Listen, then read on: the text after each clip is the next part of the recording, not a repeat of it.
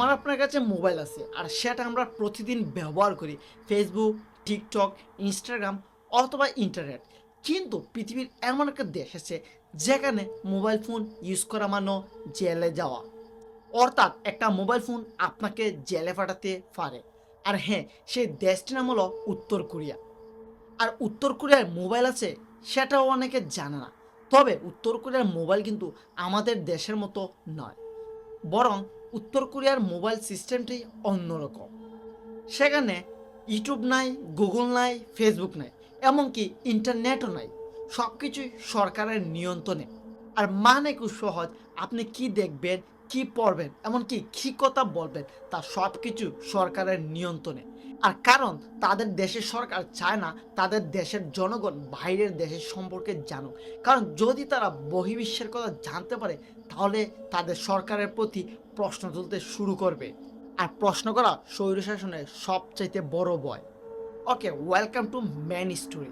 উত্তর কোরিয়ার চীনা সীমান্তের কাছে কিছু মানুষ লুকিয়ে লুকিয়ে পাহাড়ে উঠে রাতের বেলা। কারণ কেন জানেন?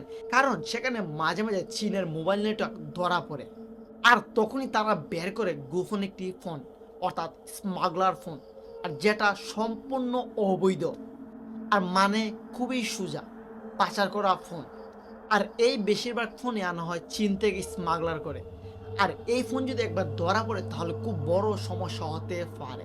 তবুও তারা রিস্ক নেয়, কারণ এই ফোনের মাধ্যমেই তারা বহির্বিশ্ব সম্পর্কে জানতে পারে, বাইরের দেশের নেটওয়ার্ক সম্পর্কে জানতে পারে, এমনকি এই ফোন দিয়েই তারা বাইরের বিশ্বের আসল চেহারা দেখতে পারে প্রথমবারের মতো।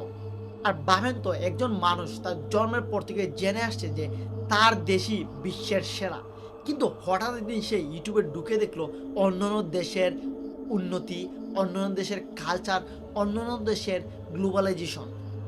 আর যখন মানুষ দেখবে ইউরোপ, দক্ষিণ কোরিয়া, জাপান এবং থাইল্যান্ডের মতো দেশের উন্নতি, তখন তারা অবশ্যই প্রশ্ন করবে আমাদের কাছে কেন নেই।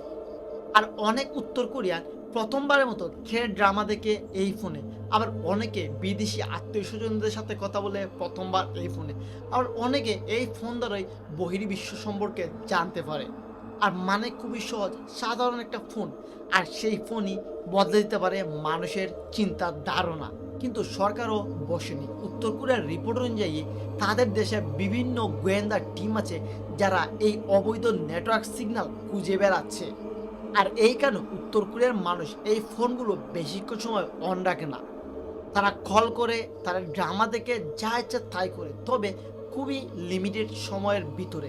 কারণ তারা জানে একটা ভুল, একটা সিগন্যাল আর একটা মোবাইল ইউজের জন্য তাদেরকে জেলে যেতে হবে। সেখানে সবচেয়ে বড় কথা, একটি ভুল মানে একটি জীবন শেষ।